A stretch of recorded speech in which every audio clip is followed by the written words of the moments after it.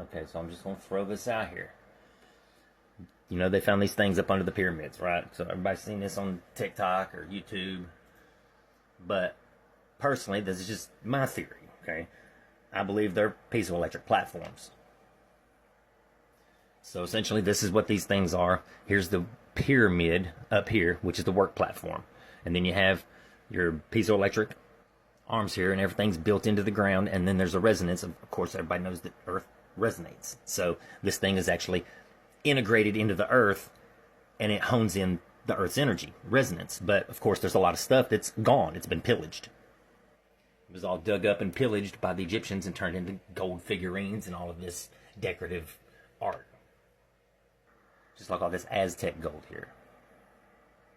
Just like these were pillaged by the Mexicans or the Indians, the Aztecs. See, these people weren't building these pyramids at this time. During this era, they were digging them up and, you know, scavenging. Okay, so think back to the future here. Of course, the little arrows there. Okay, so we got the past, and then we have now. So the back to the future, the past technology to the now, okay? Now, these things are actually built of quartz. They're crystalline, but they're aluminum tectosilicates. So it's a doped system. It's actually similar to a transistor. In fact, it's a giant thermoelectric transistor. And we use transistors to amplify signals. And that's what the pyramid's going to do. It's going to amplify and transmutate it into wireless energy. And it's all about the resonance, okay? We have to put electricity through these, and they get really hot, okay? But they actually found a way that they could use the heat and transist it. I mean, it's just, we know too, thermoelectric generators, thermodynamics. But you take the heat energy and you transist it into usable energy. And granted, all the gold is gone from it, okay? So now you have the Ark of the Covenant. This was the flux capacitor, okay? Ra is radium, 88 on the periodic table, 6th element in group 2. So it's the 6. And the alpha particles are important here. And plus it glows, it's the light, which would be Y, alpha. And Y signifies a photon also. And of course, the flux capacitor is shaped like a Y for alpha, nuclear. Ra, radium, radiation. Ra, Ra, Y, which is ray, sun ray, rays of sunshine. Just for good measure, Mercury is the closest one to the sun. It has an orbit of 88 days. And of course, there's 88 constellations. Constellations are made of stars, which are the light. Okay, so the Ark of the Covenant was technically a thermoelectric generator. It was a radioisotope thermoelectric generator. It had P and N-type material inside of it, which were Aaron's rods, and the manna was actually the radium. Now this right here would be the cathode and anode. And here's a thermoelectric generator. Okay, now the cathode anode would be here at the top. That would be the hot. So the arc across the top of it, of the arc of plasma, was hot, and it was sitting in a cooling gel or the sarcophagus in the king's chamber. And it essentially acts like a spark plug. The plasma at the top of it will actually help it sustain itself. So it's self-sustaining because the heat generates the energy. And the potential difference of the hot and the cold is what helps create the arc. So its own heat can power it. And it's inside an even larger one, which is the pyramid itself. So it's a radioisotope thermoelectric generator that works like a spark plug, and I'm going to get to that, sitting inside of a larger thermoelectric generator. So the Ark of the Covenant is an arc light, okay? It's an ignition source. Plasma, heat, a nuclear spark plug. And it's self-sustaining because here's the hot at the top, there's the arc of the plasma, and here's the cold down at the bottom. And it builds up a positive charge all on the case of it. So it's a live circuit. So if you touch it, it can kill you. So we have a type of nuclear plasma at the top that is a capacitor because we know it's a condenser of some type, or at least some people have read about that, how that college or those students made one and they had to disassemble it because it built up so much charge it was dangerous. So it's our capacitor essentially. Here would be the inner plate. Here's the dielectric across in the middle of it, and then here's the outer plate. So the outer plate is what's building up the charge. It's similar to a Leyden jar. Here's the nucleus of it, and then the electron orbital around it is the plate here that all the charge is going to build up. So you have your nuclear core and your X, your Y and X. And of course, if you touch the plate here, it discharges, but it's not enough to kill a person because it's technically not a nuclear thermoelectric transistor. So we know Ra is the sun god. And Akhet, in Egyptian, means glorious light. And this would represent the Sphinx and the pyramid, or the light, at the back of it, because this right here would represent the pyramid holding the sun. Now everybody's pretty familiar with the fact by now, or a lot of people are, that the pyramid complex, and they call it complex for a reason, looks like a motherboard. It has its main transistor, which in CPUs, there's millions of transistors in a lattice, but this is just one big, giant, simple transistor. Then the North Bridge and South Bridge processors. And of course, it's made of the same material, crystalline. And of course, there's gold in motherboards and electric circuitry. And of course, the pyramid sits on a pyramid socket 9131. Now these air vents, the ones in the King's chamber, would exhaust air. The ones in the Queen's chamber, which are actually blocked off, where it seems like they're melted or corroded or something happened. I believe it went in a meltdown eventually, because there was nobody to tend to it. The Younger Dryas occurred, and a lot of chaos was happening and ensued, and this was kind of neglected, and of course that even contributed to the problems. So but anyway, I'm divergent.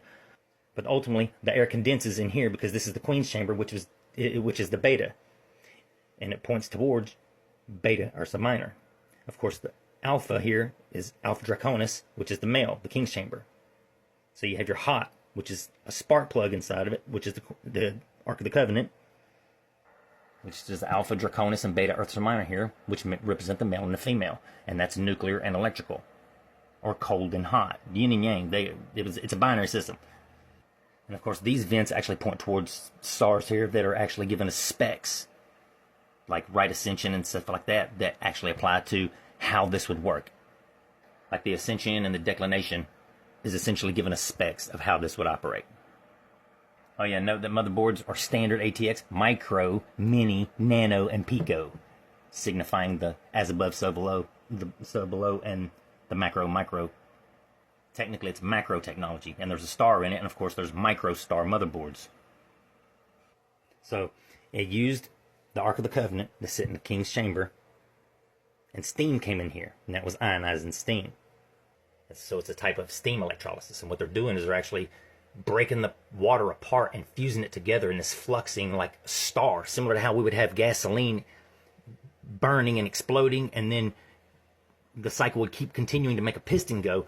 This thing didn't have pistons, but it did have 4 valves, 2 intake, 2 exhaust, similar to a dual overhead cam.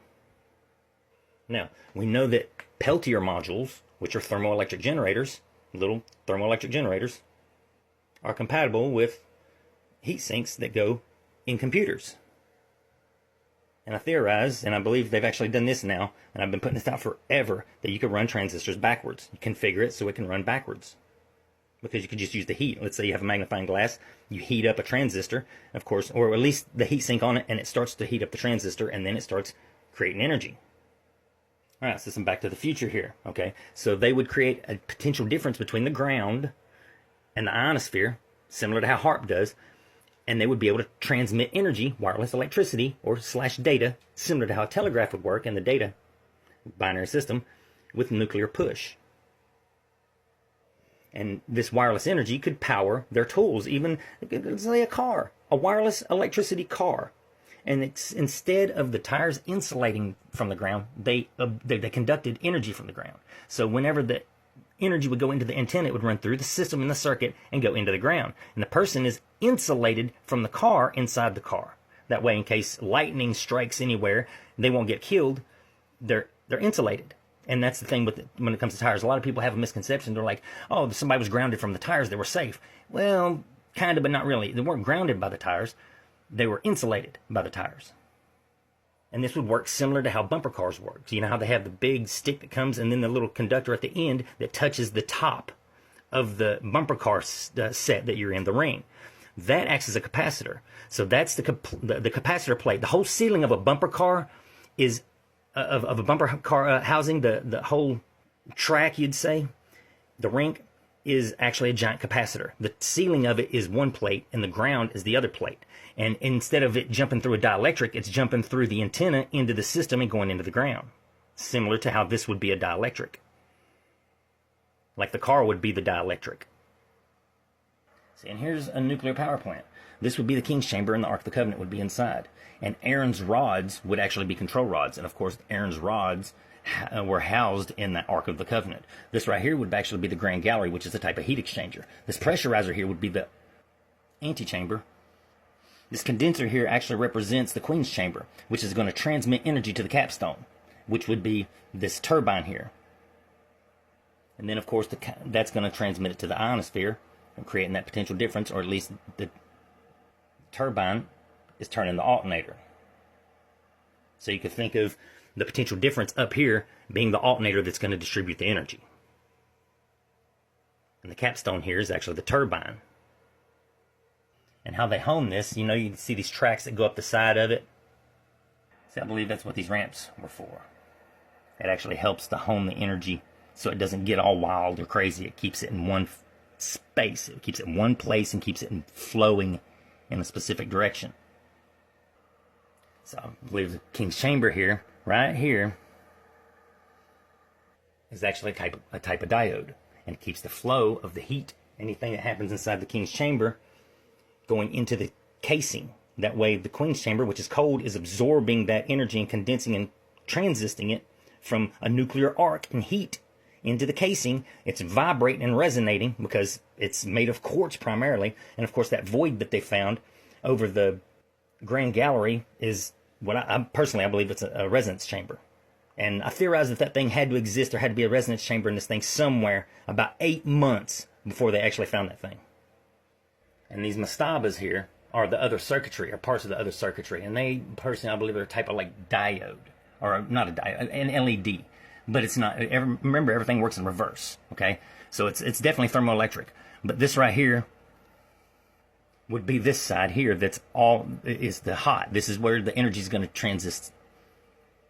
Of course, you have your ground. So imagine in a diode, the energy goes from here to here, and it creates light, okay? Well, the casing is important here too. So it's transisting that energy, or transmutating it. And all of these under here actually go into roads, which not these, but the rest of the underground circuitry is like the bottom of a motherboard. So that piece on this mastaba, this right here, would be analogous to a solder point on the bottom of the motherboard. And the rest of these highways and stuff that they're finding, these tunnels, are all these little connections here on the bottom of a motherboard. All these little tunnels, you could say, for energy to transist through. And of course, everything's gone. All the metals have been pillaged over thousands and thousands of years. When they dug it up, they pillaged it, and then even over time, from then on, people were still finding pieces of it and pillaging it for all the precious metals. So they have high energy or high temperature steam electrolysis plants now that we're actually studying and looking into. And these Peltier processors, so you can imagine that if you can transist the energy off of a CPU that gets really hot back into the system, you wouldn't have so much entropy. You can take that heat, and we wouldn't have to have liquid cooling systems and such. I mean, we might have to have some type of cooling, but you can take the heat itself and transist it back into the system. And that's why these UFO or spacecrafts didn't actually emit any thermal radiation. That's what Bob Lazar was talking about. He's like, these things emitted no thermal radiation. Like, all the energy was used in a thermoelectric generator, and of course that's exactly what's going on. They used solid state physics. They went a different route than what we go. We burn fuel to turn a turbine, and you lose a whole bunch of energy as heat. That's mainly where our energy goes, as heat. And it's just radiated. Raw, radium, sun ray. So it's no coincidence that these things actually look like those stacked Peltier processors, or Peltier thermoelectric generators, because these are likely doped similar, or at least some kind of doped design, like a transistor does, that Giza has. And of course, these were built around volcanic vents too. And they're finding out that what we use for spacecrafts, like mica, is actually found in these tunnels under these pyramids. And just saying, thermal insulation for spacecrafts and such, electrical insulation. It's an excellent electrical insulator with high dielectric strength. Of course, temperature stability, radiation resistance. I mean, now let's say somebody builds the Ark of the Covenant. Now, there's radium in it that's going to decay, and it's radioactive. It's nuclear. And let's say 300 or 400 years later, somebody captures it and opens it. Now you have polonium gas and radon gas being breathed in, and boils and death likely ensued after that. Now, the Philistines captured the Ark of the Covenant. Now, there's no record that they opened it or not, but you know that if they captured a big golden box, they're going to want to open it. And boom, we got Pandora's box. Let out the illness on the world, or the, all the bad that Pandora's box released when it was opened.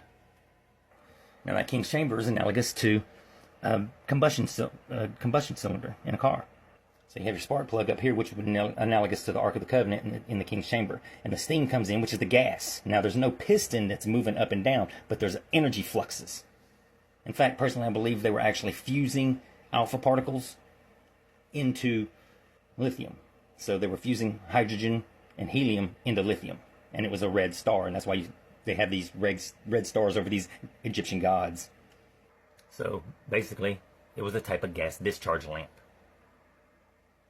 But it's a nuclear power plant. I'm just saying, an arc of plasma can reach over 50,000 degrees. So all of that steam coming in is actually still cooling. No matter how hot it is, it's still actually cooling. The antifreeze inside of a radiator is really friggin' hot. It'll burn the shit out of you. But it's still colder than the combustion chamber, so it's cooling it. So it has multiple uses. It can be used as a fuel source, because whenever it's fusing these, there's actually lithium oxides created that will decay back into the system, and it'll be exhausted. So it'll come in through the Queen's chamber vents, and it'll condense. Of course, this is absorbing the heat from here, and all of the resonance, it's actually vibrating this whole thing, and the piezoelectric platforms under it actually help with all of them, essentially. And as this builds up pressure in this King chamber, these vents will open, and they're a type of reed valve where they can automatically open whenever the pressure's too high, and these can open whenever the pressure's low. And that helps the little micro star in the King's chamber burn. It helps it flux.